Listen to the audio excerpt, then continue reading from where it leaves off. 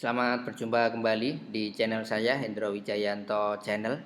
Kali ini kita akan mencoba untuk meneruskan video-video sebelumnya, di mana kali ini kita akan mencoba untuk membuat fungsi hapus data MySQL di JSP, tentunya menggunakan editor NetBeans.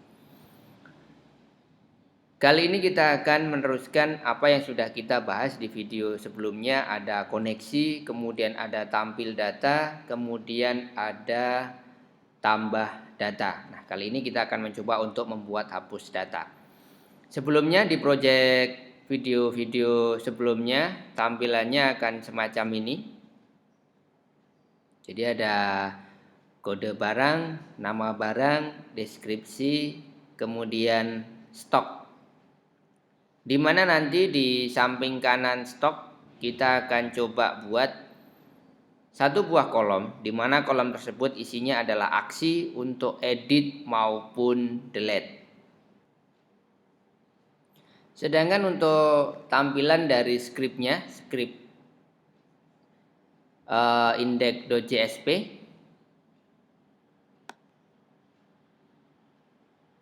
semacam ini. Kemudian skrip tambah.jsp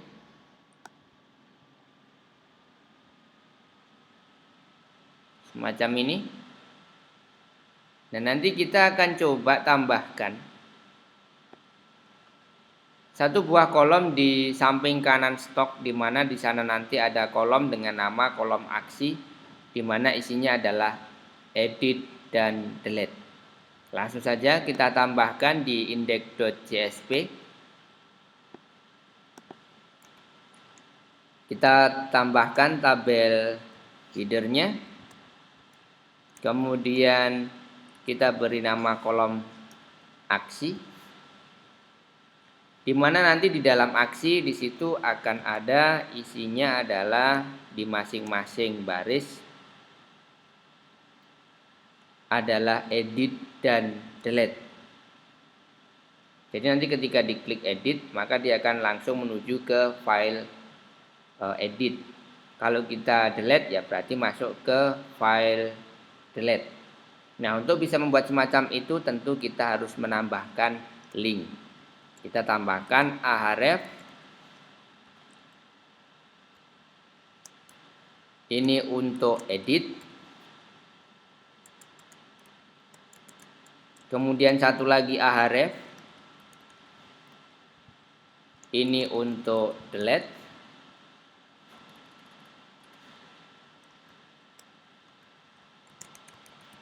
Semacam ini. Kemudian kita coba simpan. Kita coba jalankan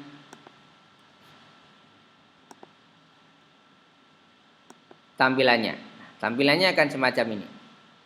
Dimana di situ di masing-masing baris ada edit, kemudian ada delete. Jadi di dalam kolom aksi di situ. Nah, nanti ketika kita klik edit dia akan menuju ke halaman edit.jsp. Sedangkan ketika kita klik delete maka dia akan masuk ke delete.jsp.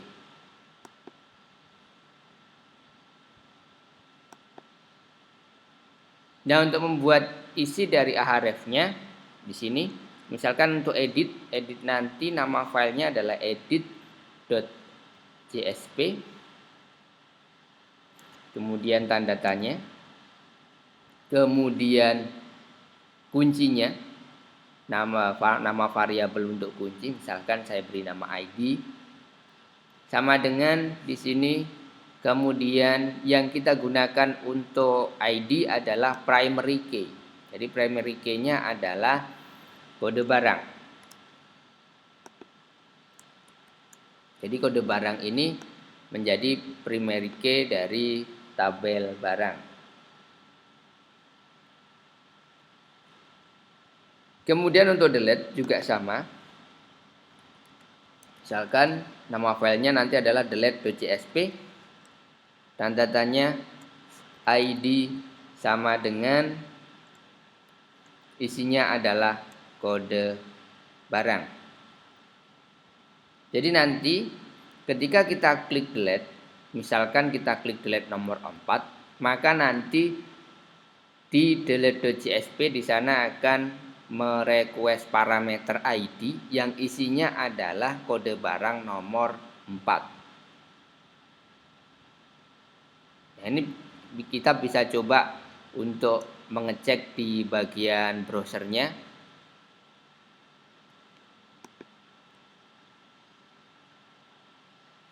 Jadi misalkan kita klik delete nomor 4, maka nanti URL-nya adalah delete.csp ID sama dengan 4. Kalau kita klik delete nomor 2, ya berarti nanti delete.csp ID nomor 2. Begitu pula untuk yang edit.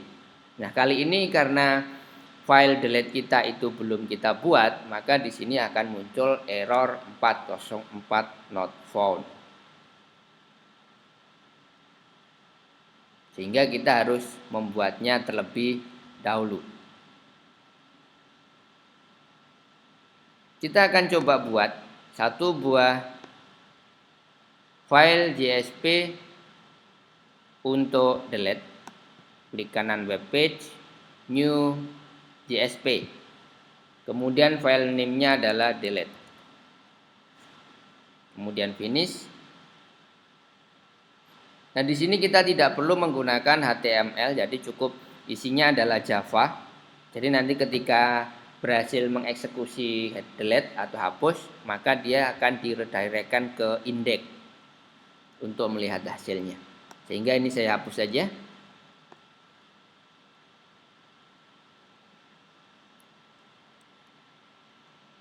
Yang pertama yang perlu kita perhatikan adalah kita butuh yang namanya import Java SQL. Karena kita menggunakan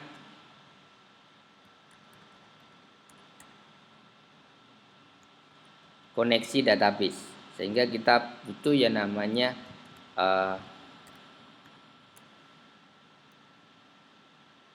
import Java SQL.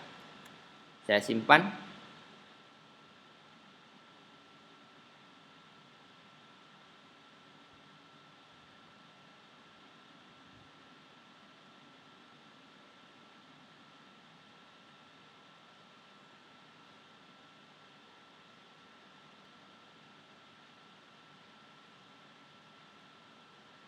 Kemudian setelah itu kita tambahkan untuk tag pembuka script JSP-nya.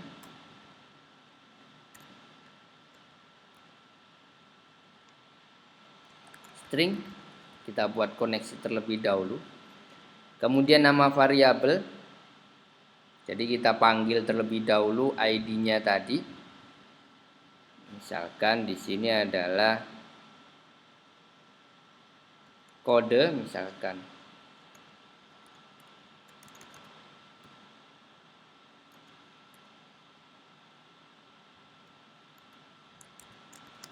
kode barang, misalkan sama dengan request.getParameter. Nah, di sini kita get parameter kan adalah mengambil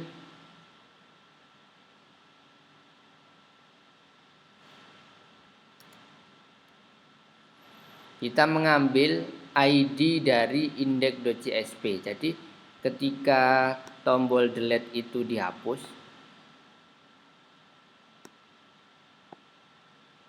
ketika tombol delete itu diklik, maksud saya, jadi ketika tombol delete itu diklik, maka nanti dia akan mengirimkan ID, variabel ID yang isinya adalah kode barang yang diklik itu tadi. Jadi misalkan kita klik delete nomor 4, baris nomor 4, maka nanti ID-nya sama dengan 4. Jadi yang perlu kita panggil adalah ID. Jadi di dalam delete.csp di sini ini di dalamnya ada ID. Kemudian kita akan bangun koneksi di dalam tray. saya buat terlebih dahulu untuk kerangka tray dan catch-nya.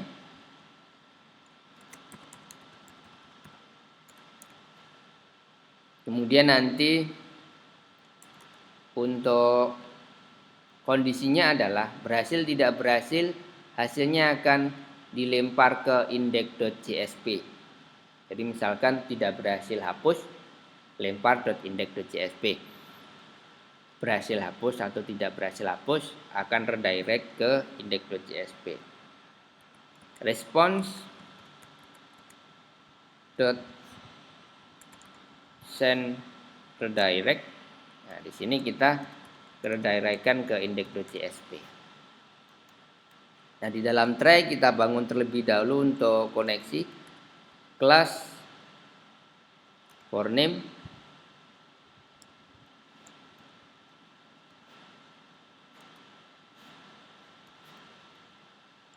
Di sini ada JDBC di driver com mysql.jdbc.driver.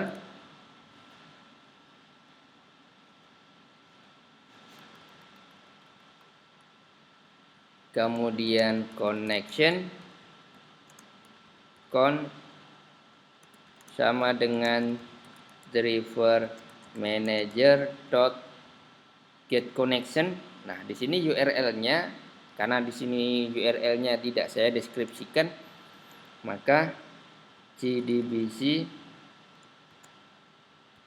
MySQL, jadi ditulis secara langsung di sini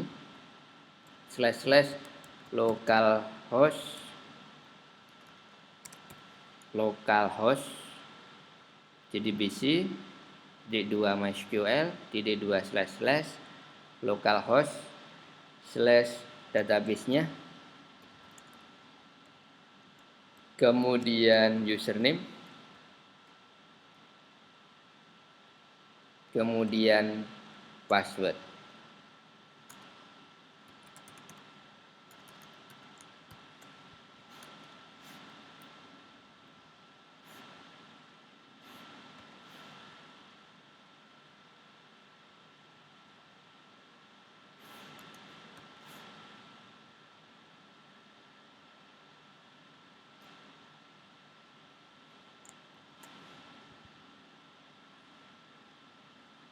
Jadi di sini masing-masing file itu ada koneksinya. Jadi di index ada koneksi, ditambah ada koneksi, di delete ada koneksi. Karena memang tutorial ini sengaja saya buat sederhana. Jadi nanti kita akan mencoba membahas bagaimana cara membuat koneksi terpisah. Jadi nanti tinggal panggil saja koneksi.csp-nya itu di video di kesempatan yang lainnya. Baik, setelah koneksi kita buat statement.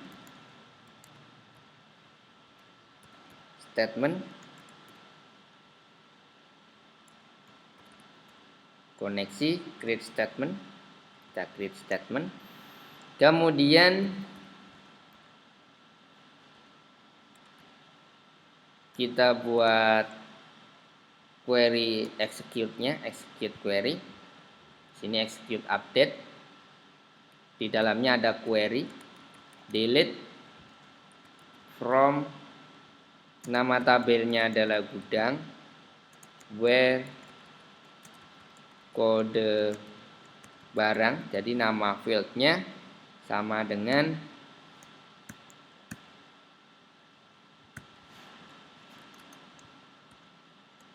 kode barang.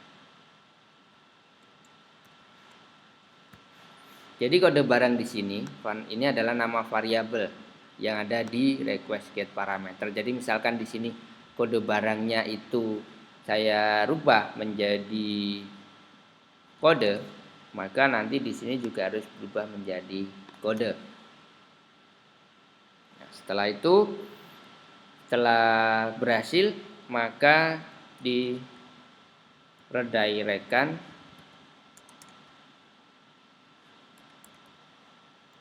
ke dalam index.csp.